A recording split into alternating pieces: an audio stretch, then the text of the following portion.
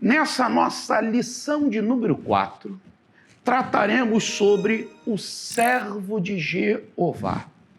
Na verdade, é a grande mensagem de Isaías.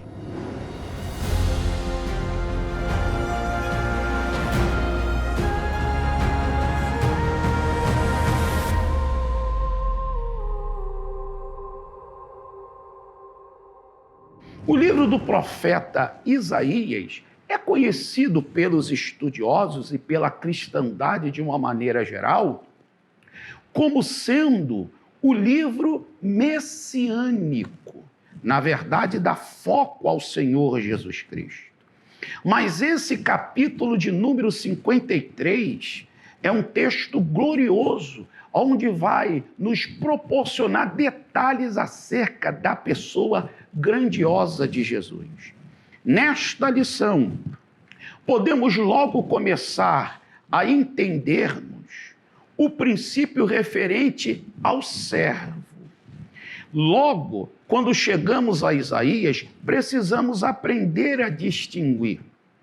Ou seja, o termo servo, à luz da Bíblia, pode ser aplicado pelo menos a 9 homens, mas também pode ser aplicado à nação de Israel.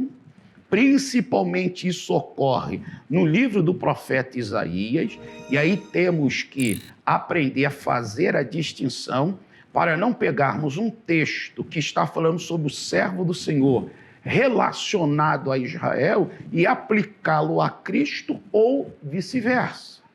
Mas quando chegamos também em Isaías, vamos observar que até o rei, o imperador Ciro, é chamado de servo do Senhor.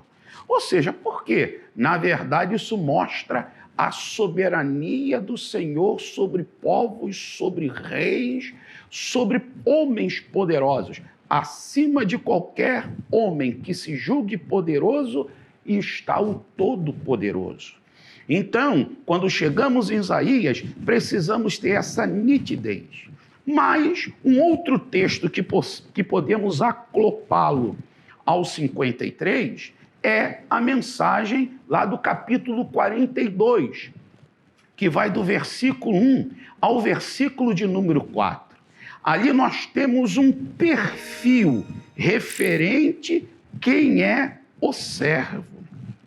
E ali nós vamos logo observar que este servo que trata no 42, do 1 ao 4, a pessoa do Senhor Jesus Cristo, ele é o eleito do Senhor, ele é o sustentado do Senhor, é aquele que a alma do Senhor se agrada dele, é aquele que tem o Espírito na sua vida, é aquele que as nações esperam pelo seu juízo, ou seja, tudo isso falando da grandeza do Senhor Jesus Cristo. Ainda nesta profecia, fica claro que ele é aquele que mesmo que pegue uma cana ferida, ele não vai pisoteá-la. Isso fala de pessoas que Jesus iria conhecer no transcorrer do seu ministério. Pessoas como a mulher adúltera, pessoas como a mulher pecadora. Jesus, mesmo vendo que elas estavam feridas, Jesus estendeu as mãos.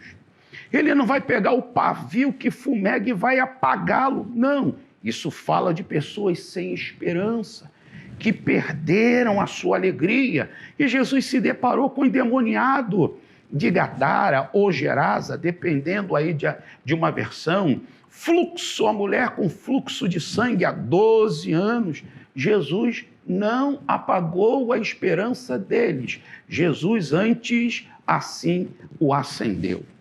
Quando chegamos ao conceito de Jesus como servo, não podemos esquecer que lá em Marcos 10, 45, Marcos escrevendo e apresenta Jesus como servo, ele deixa muito claro isso. O Filho do Homem não veio para ser servido, mas para servir e dar a sua vida em troca de muitos. Jesus serviu curando, Jesus serviu pregando, Jesus serviu alimentando multidões, Jesus serviu também libertando pessoas, ou seja, o ministério que Jesus realizou, um ministério de serviço. Mas o ápice do seu serviço foi quando ele morre na cruz do Calvário por toda a humanidade. Ainda em Isaías, no seu capítulo de número 53, a partir do 2, nós podemos observar um pouco sobre a sua humanidade, aonde ele é chamado ali do renovo, que tem tudo a ver com Isaías 11, 1 e 10, quando ele também é chamado de o tronco de Jessé, um termo que nasce ali na botânica, referente ao rebento ou o broto. Então deixa claro sobre a humanidade de Jesus. Jesus, em Isaías 53, ele é chamado de um homem das dores, aquele que estava sofrendo pela humanidade. Muitos pensam que só foi o ápice do Calvário. Não, Jesus sofria toda vez que via a dor humana. Jesus sofria toda vez que via pessoas sendo oprimidas pelo inimigo, escravizadas pelo pecado. É o homem das dores. Mas ainda em Isaías 53, vai se falar sobre o ápice, que é a morte do servo de Jeová. E é bom de sinalizar que é um assunto que os 4 evangelistas tratam, tanto Mateus, Marcos, Lucas e João, porque isso é evangelho, quando apresentamos que o Senhor Jesus veio morrer por nós.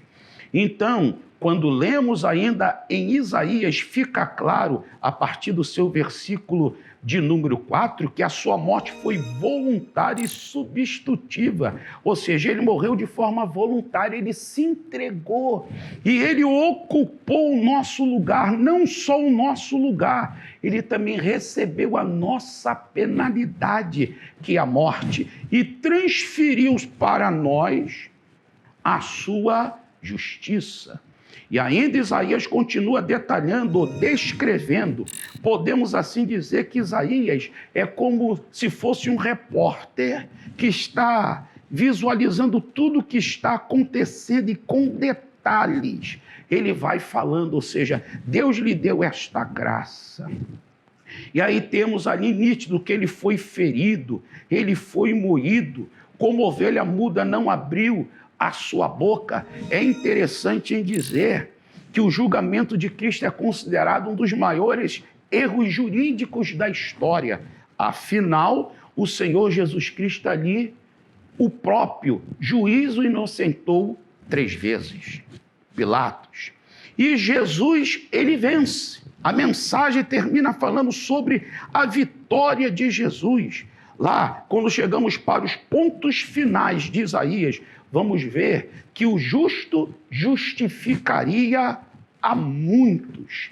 E aprendemos que a morte foi vencida, a morte não venceu, a morte foi vencida. Afinal, a morte não pode matar a vida. Jesus não somente dá a vida, ele é a vida, e a vida venceu a morte. E os frutos gloriosos desta vitória, na verdade, é a igreja. Nós somos frutos desta grande vitória do Gólgota. Quando assim finalizamos, podemos entender que Jesus é o homem das dores, Jesus é o Cordeiro de Deus. Jesus, ele morreu e foi sepultado, está vivo para sempre. Jesus é o servo que empenhou-se, se dedicou, serviu com a sua vida, com a sua morte, os planos de Deus para a nossa vida. Jesus, ele é justo, porque em retidão foi julgado, injustamente condenado, e ele é o nosso intercessor, pois sua vida foi marcada por suas súplicas diante de Deus pelo homem. Então Isaías começa apresentando o pecado, capítulos do 1 até o 39, mas a partir do 40 ao 60, ele vai mostrar a solução de Deus, ele vai mostrar o que Deus tinha como remédio para essa doença que é o pecado. E este remédio é o sacrifício de Jesus Cristo na cruz do Calvário. Por isso que ao Cordeiro devotamos toda a honra e toda a glória. A cruz não é uma derrota, é um triunfo e nós glorificamos ao Senhor. Amém.